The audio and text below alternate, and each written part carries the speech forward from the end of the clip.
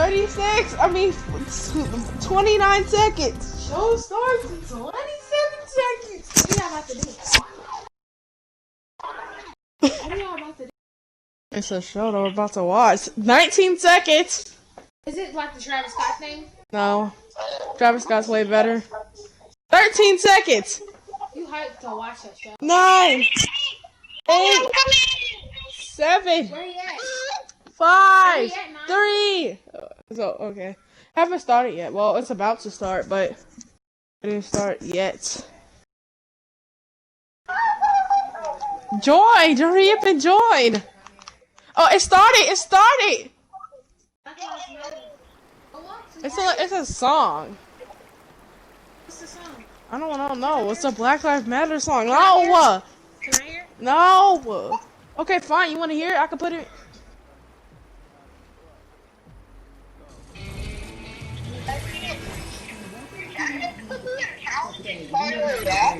Are you there? Yeah. You use your voice to vote. Voting is your voice. Yes, come to the big screens. So many different issues that have happened in this country. It's really, truly unprecedented. The big times. So I'm screens. looking forward Are you to here? these Yes, you're there. conversations. I think you'll be educated as well as entertained, but most importantly informed. We have morethanavote.org, whenweallvote.org, and fairfight.com. You can focus. That's what I like about it. Resources are imperative as we try to change our future.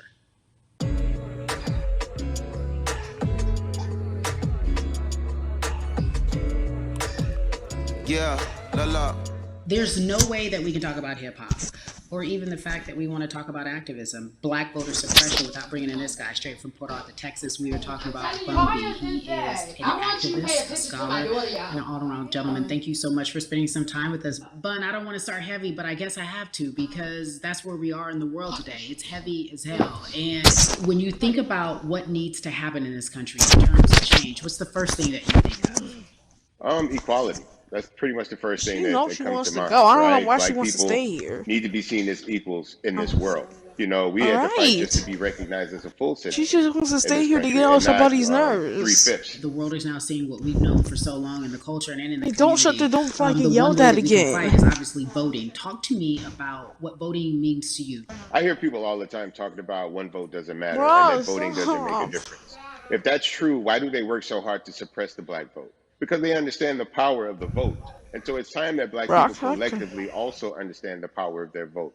And not just on a national level, because a lot of times we only have this conversation every 4 years. People need to be very much involved in their local politics.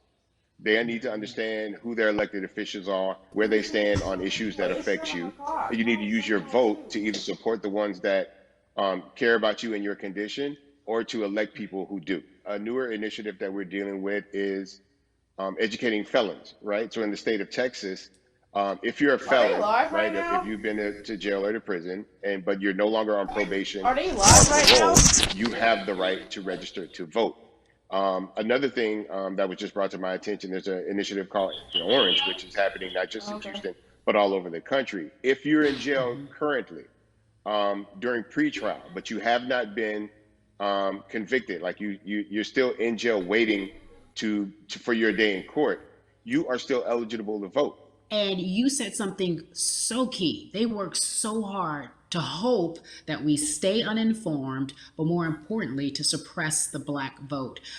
If you could do one thing with this message that we're trying to send today about how important voting is, what type of images would you like our people to understand and see when they go to these polls and vote, or when they cast their ballots? I think the images that we've all seen, you know what I'm saying, for decades in this country, if not centuries in this country, we've seen black people oppressed, we've seen black people attacked. So every time you look back and you see those old black and white images of people of color being attacked by dogs and people of color being sprayed with hoses, that's what they were fighting for. Back then, they were just fighting for a chance to vote. People like Martin Luther King Jr., people like Malcolm X, these people died to help us be in a position to have the power that we have now, which is to be able to cast a vote and make a decision about the people that have controls over our lives. So, I mean, if you in your own community need a reason to vote, look at a person like George Floyd. If the people in your city are not open to police reform, are not open to having a conversation about defunding the police, are not open to issues concerning economic equality, judicial equality, and racial equality, right? If they're scared to say Black Lives Matter, you have the power to put people in those positions who do believe that Black Lives Matter, who do believe in racial equality, economic equality, judicial equality, right?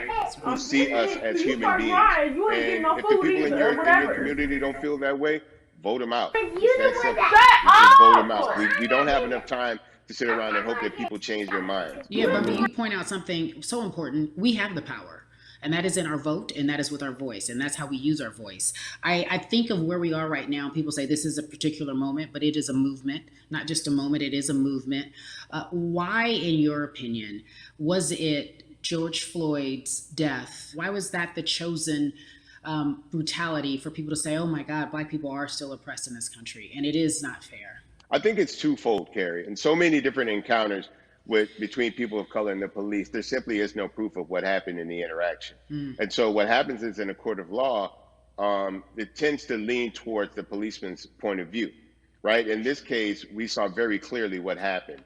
I think the other thing is due to the fact that everyone was at home, basically, during this time period in relation to the coronavirus, you couldn't avoid it, right? It was on every television station. It was on every social media platform. Everywhere you turn, you were constantly hit upside the head with this message. You see in the interaction that this man did nothing to deserve what happened. That's right. I think so well said, because if you think about it, in the grand scheme of things, it wasn't worth it, and he didn't have to lose his life. I think that you touched on something that a lot of people talk about, and that is now defunding the police. That has been such a huge conversation, but there's so many misconceptions around defunding and dismantling. If you will, educate the audience. All right. So most people, when they hear the term defund the police, they tend to think of, oh, they're going to take away our police department. Nothing could be further from the point. Defunding the police means that in certain communities, even Houston, take for example, we had over $1 billion allocated to our police force. Now, what is that money being used for? Some of that money tends to be allocated towards riot shields, right? Pepper spray, right? That kind of thing. That's only used against the people that fund this budget, right? So why would the people want to supply the police with the means to oppress them? If the police are concerned about the situations in certain communities with a higher crime rate, well, higher crime rates tend to happen in communities where there's not employment opportunities, right? There's not a lot of social services, and people are going to do what they need to do to take care of themselves and their families. When the community has more opportunities for employment, more opportunities for upward mobility, then they tend to be less of a strain on the government. They tend to have a lower crime rate. And because of that, we'll have less need for the police in those communities. You are passionate about so many different things in terms of making sure that we are holding our leaders accountable. Talk to me about some of the other projects that you're working on. Well, right now, obviously, being a part of More Than a Vote is essential. We're dealing with primaries in this country right now. And we just want to educate people. We want to inform people because people are tired, they're angry, they're concerned, and they want information and they want action. And so we want to make sure that we give them the right information and lead them in the right direction. And we thank the people that do not look like us for standing with us right now, because it's very important that people who aren't Black be involved, because if Black people could have gotten rid of racism, we would have done it hundreds of years ago. And so I'm trying to use my voice and my platform just to let people know that if they feel like I do, there's a number of places they can go to enact change in their community. People need to know about how their city council runs. They need to know that they have the ability to speak when city council meets, to let them know that that's not the way that they feel their city needs to be run. Those are not the places that they feel the money of their community needs to be allocated. And Bubby, even a step further, they can run for office in their local community. They can run for positions. Like, people act like they leave it up to somebody else. If you're upset, it's not hard to get on the school board. It's not hard to be a part of the city council. It really isn't. And depending on how small your